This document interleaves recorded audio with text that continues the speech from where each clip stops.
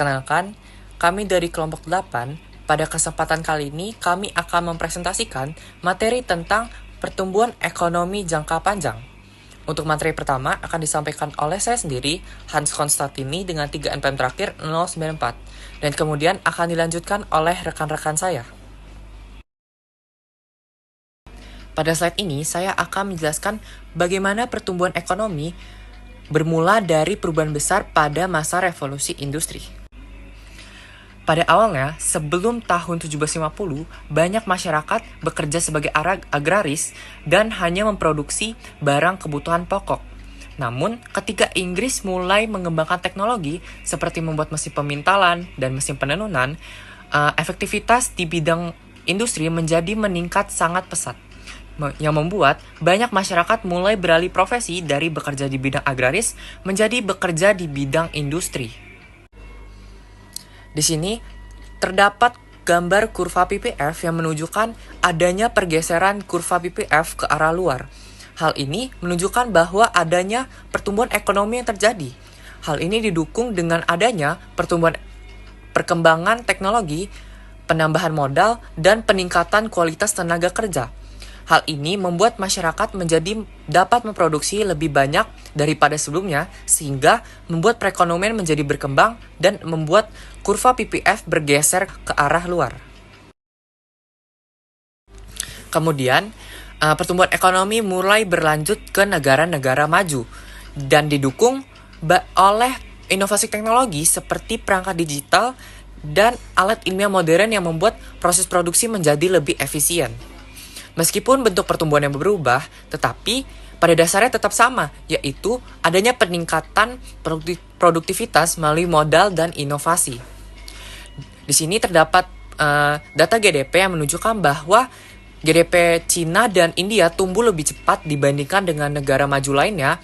Hal ini sesuai dengan teori konvergensi yang menyatakan bahwa negara berkembang dan dapat mengejar ketertinggalan dengan meningkatkan teknologi yang membuat beberapa para ekonom mulai berpendapat bahwa ketika negara miskin dan kurang berkembang mulai berkembang, membuat negara tersebut dapat tumbuh lebih tinggi dibandingkan dengan negara lainnya. Sehingga karena Cina dan India mulai mengembangkan teknologi, sehingga membuat Cina dan India itu tumbuh lebih cepat dibandingkan dengan negara maju lainnya, sesuai dengan teori konvergensi yang menyatakan bahwa negara berkembang dapat mengejar ketertinggalan dengan meningkatkan teknologi. Sekian presentasi dari saya. Materi selanjutnya akan disampaikan oleh rekan saya. Terima kasih. Perkenalkan, nama saya Salvina Nabila Safitri dengan NPM 2511 0311 04. Di sini saya akan menjelaskan mengenai sumber-sumber pertumbuhan ekonomi di dalam materi pertumbuhan jangka panjang. Jadi sumber yang pertama yaitu peningkatan penawaran tenaga kerja, di mana hal ini berarti meningkatnya pekerja atau tenaga kerja yang tersedia di dalam suatu perekonomian. Nah, peningkatan tenaga kerja ini meskipun kualitas dan modalnya tetap akan mempengaruhi total output yang tersedia. Dampaknya pada produktivitas adalah ketika modal dan kualitas tenaga kerja itu menurun, maka penambahan tenaga kerja baru akan menghasilkan pengembalian yang semakin turun. Artinya, output yang dihasilkan oleh para pekerja baru ini nilainya akan semakin kecil. Hal ini dijelaskan pada tabel 31.2, di mana tabel ini mengilustrasikan mengenai hukum pengembalian yang semakin menurun. Contohnya ketika pekerja itu bertambah dari 100 ke 110 orang pada periode ke-1 ke periode kedua, di mana output yang dihasilkan ini adalah 10 unit, sehingga pengembalian marginalnya berjumlah 1,0. Namun ketika penambahan pekerja menjadi 120 ke 130 orang pada periode ketiga menuju periode keempat, output yang dihasilkan hanya 8, sehingga pengembalian marginalnya semakin menurun menjadi 0,8. Jadi kesimpulannya, peningkatan tenaga kerja tanpa adanya peningkatan modal ataupun teknologi hanya akan menghasilkan output yang nilainya lebih kecil untuk setiap penambahan pekerja baru. Lalu, sumber yang kedua adalah peningkatan modal fisik, di mana hal ini mengacu pada peningkatan jumlah peralatan, mesin, dan infrastruktur yang digunakan dalam proses produksi. Nah, dampaknya pada output, tentunya peningkatan modal ini akan meningkatkan jumlah output yang ada karena para pekerja kini memiliki lebih banyak alat bantu dalam proses bekerja. Kemudian dampaknya pada produktivitas ada dua. Jadi yang pertama adalah peningkatan modal, tentunya akan meningkatkan produktivitas tenaga kerja. Kemudian yang kedua adalah sama seperti tenaga kerja, jadi peningkatan modal tanpa adanya peningkatan tenaga kerja alias tetap akan menyebabkan pengembalian yang semakin menurun. Artinya output yang dihasilkan oleh unit modal baru akan semakin kecil. Hal ini dijelaskan pada tabel 31.4, di mana tabel ini mengilustrasikan penambahan modal dengan jumlah tenaga kerja dan teknologi yang tetap. Jadi ketika modal itu meningkat, tentunya total output juga ikut meningkat dari 300 menjadi 310. Kemudian di sisi lain, produktivitas tenaga kerja juga ikut meningkat dari 3,0 menjadi 3,1.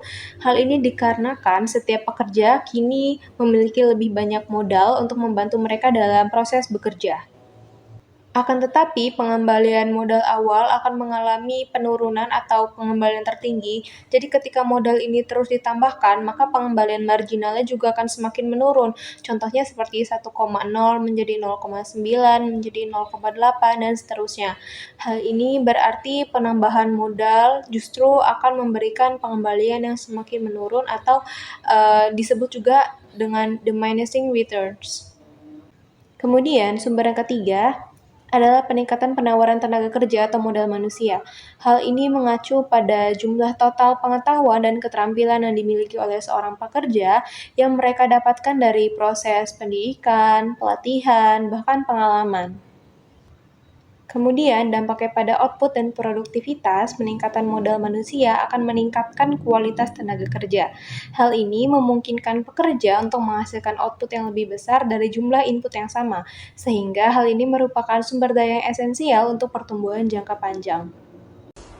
Baik, materi selanjutnya yaitu tentang Improvement in the Quality of Capital. Sebelumnya izinkan saya memperkenalkan diri, nama saya Almira Ramdhani dengan NPM 251031102. Pertumbuhan ekonomi antara lain terjadi ketika kualitas barang modal meningkat. Barang modal seperti mesin modern mengandung teknologi baru yang lebih efisien. Ketika perusahaan mengganti mesin lama dengan yang baru, mereka tidak hanya membeli peralatan fisik, tapi juga teknologi yang tertanam di dalamnya. Misalnya komputer yang menggantikan mesin TIK ataupun pesawat generasi baru yang menggantikan pesawat generasi lama. Mesin baru biasanya menghasilkan output yang lebih tinggi dengan jumlah tenaga kerja yang sama. Ini yang disebut perubahan teknologi yang tertanam dalam barang modal. Tidak semua kemajuan teknologi berasal dari mesin baru. Beberapa perubahan teknologi juga muncul dari peningkatan metode kerja. Misalnya perusahaan menerapkan manajemen produksi yang lebih efisien, seperti manufaktur ramping, penjadwalan produksi, ataupun penghematan bahan baku. Dalam kasus ini, perusahaan dapat menghasilkan output yang lebih besar tanpa menambah mesin ataupun tenaga kerja. Ini yang disebut sebagai perubahan teknologi yang tertanam dalam barang modal. Halo semuanya, perkenalkan nama saya Kayla Putri Davina dengan 3 NPM terakhir 101. Jadi pada kesempatan ini saya akan melanjutkan presentasi mengenai pertumbuhan ekonomi, lingkungan, dan keberlanjutan. Nah, sebelum masuk ke materi, saya ingin mengawali dengan satu pertanyaan. Jadi, apakah pertumbuhan ekonomi selalu membawa dampak baik bagi lingkungan sekitar kita? Nah, selama ini, keberhasilan pembangunan seringkali diukur melalui pertumbuhan ekonomi, misalnya melewati produk domestik bruto atau PDB atau pendapatan per kapita. Jika angkanya meningkat, pembangunan akan dianggap berhasil. Namun, dalam praktiknya, banyak sekali negara yang menunjukkan bahwa pertumbuhan ekonomi yang sangat tinggi seringkali disertai masalah lingkungan. Contohnya seperti adanya polusi udara, penurunan kualitas air, dan kerusakan ekosistem. Hal ini bisa terjadi karena adanya peningkatan aktivitas industri, transportasi, dan penggunaan energi yang berlebihan. Karena itu, isu lingkungan menjadi perhatian global. PBB mulai memasukkan indikator lingkungan dalam tujuan pembangunan melalui program seperti Millennium Development Goals atau MDGs, terutama untuk negara yang berkembang. Indikator tersebut mencakup hal-hal dasar seperti adanya udara yang lebih bersih, air yang layak, serta pengelolaan konservasi. Artinya, pembangunan tidak hanya berfokus pada peningkatan ekonomi, tapi juga harus mempertimbangkan kualitas lingkungan agar dapat berkelanjutan. Selanjutnya, kita akan melihat konsep penting yang menjelaskan hubungan antara pertumbuhan ekonomi dan polusi melalui kurva yang akan ditampilkan berikutnya. Oke, jadi di sini sudah ditampilkan kurva U terbalik Grossman dan Kruger. Nah, selanjutnya saya akan menjelaskan grafik dari penelitian Grossman dan Kruger tahun 1995 yang berjudul Economic Growth and the Environment. Jadi, grafik ini menunjukkan hubungan antara GDP per kapita dan polusi udara di perkotaan. Nah, sumbu X menunjukkan bahwa GDP per kapita dalam ribuan dolar dan sumbu Y menunjukkan konsentrasi asap atau polusi udara perkotaan. Nah, jika kita perhatikan bagian kiri dari grafik, saat GDP per kapitanya masih rendah, sekitar 2.000 dolar, tingkat polusinya juga masih relatif rendah, sekitar 50. Nah, hal ini menunjukkan bahwa pada tahap awal pembangunan, polusi belum terlalu tinggi. Nah, kemudian ketika GDP per kapita meningkat ke sekitar 5-6 ribu dolar, tingkat polusi naik cukup tajam, hingga mendekati 100 hingga 125. Nah, pada tahap ini, polusi mencapai titik tertinggi.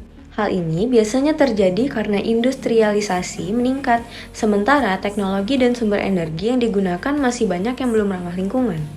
Setelah itu, ketika GDP per kapita meningkat lebih tinggi lagi sekitar 8-10 ribu dolar, tingkat polusi justru menurun ke kisaran 70. Penurunan ini terjadi karena negara yang lebih maju cenderung memiliki teknologi yang lebih bersih, kebijakan lingkungan yang lebih ketat, dan kesadaran masyarakat yang meningkat untuk menuntut kualitas lingkungan yang lebih baik.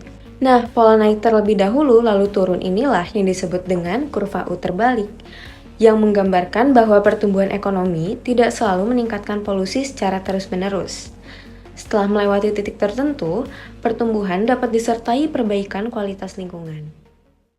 Halo semuanya, di sini saya Fadila Mutaradin dengan NPM 2511031106 akan melanjutkan presentasi terkait pertumbuhan jangka panjang.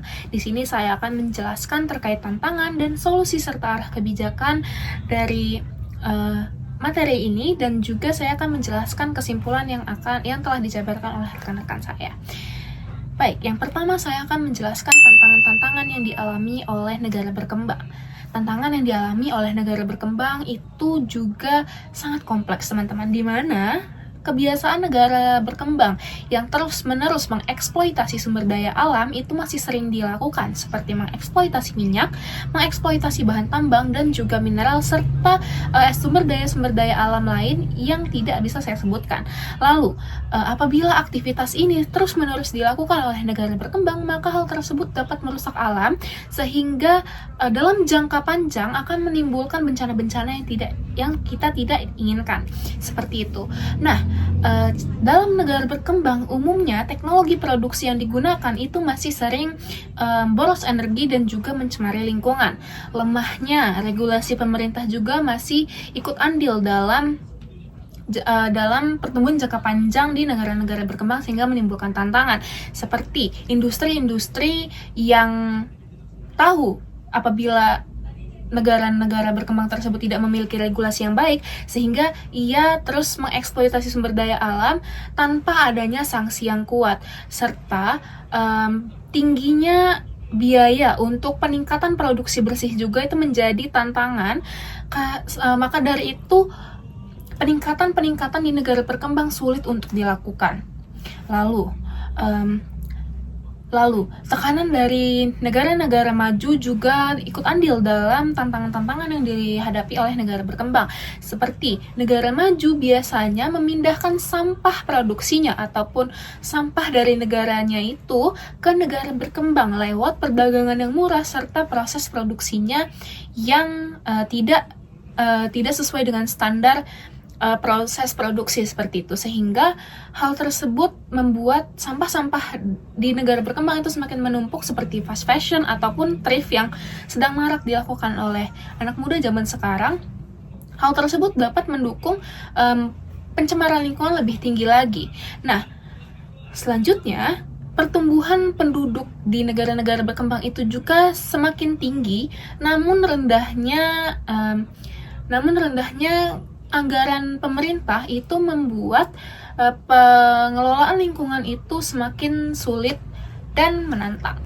Untuk mengatasi tantangan-tantangan tersebut, maka negara berkembang harus melakukan beberapa solusi dan arah kebijakan. Yang pertama, pemerintah dalam negara berkembang itu harus menciptakan regulasi yang lebih ketat terkait regulasi lingkungan, memastikan emisi di negara tersebut itu ditegakkan dan juga mengawasi dengan tegas proses-proses industri di negara tersebut. Lalu, penggunaan teknologi bersih di negara tersebut juga harus terus didorong, seperti pemanfaatan energi, lalu efisiensi energi terbarukan, dan juga proses produksi yang lebih ramah lingkungan. Lalu, investasi publik dalam infrastruktur hijau itu juga penting, seperti pendorongan transportasi publik yang ramah lingkungan dan lebih bersih, serta pengelolaan sampah-sampah yang baik dan modern, dan juga proyek-proyek konservasi lingkungan itu juga perlu untuk dilakukan.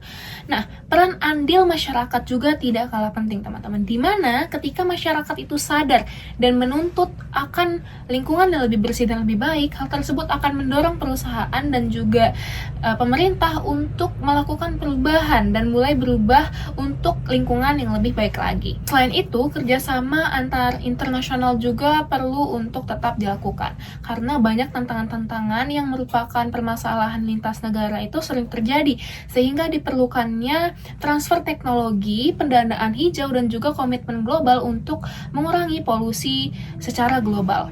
Negara berkembang juga perlu melakukan diversifikasi ekonomi agar tidak terlalu bergantung dan tidak terus mengandalkan ekstraksi sumber daya alam, sehingga pada akhirnya inovasi dan juga riset lingkungan itu menjadi fondasi utama dalam menciptakan solusi jangka panjang yang lebih baik dan efisien serta terjangkau. Lalu, sebagai penutup, di sini saya akan menjelaskan kesimpulan dari apa yang telah dijabarkan. Baik, dapat kita simpulkan bahwa pertumbuhan ekonomi dan juga lingkungan itu tidak bersifat linear. Memang pada tahap awal, industrialisasi pertumbuhan ekonomi seringkali menciptakan beberapa polusi dan juga peningkatan tekanan terhadap lingkungan akibat tingginya proses produksi dan juga penggunaan energi. Namun, dengan seiringnya peningkatan pendapatan masyarakat, kemajuan teknologi, dan juga terdapatnya regulasi yang memadai, justru malah lingkungan itu semakin lebih membaik karena adanya tuntutan untuk mendapatkan lingkungan yang bersih. Hal tersebut tercermin dari kurva uter balik dari Grossman dan Kroger yang menunjukkan bahwa polusi tidak harus selalu menjadi konsekuensi dari pertumbuhan ekonomi.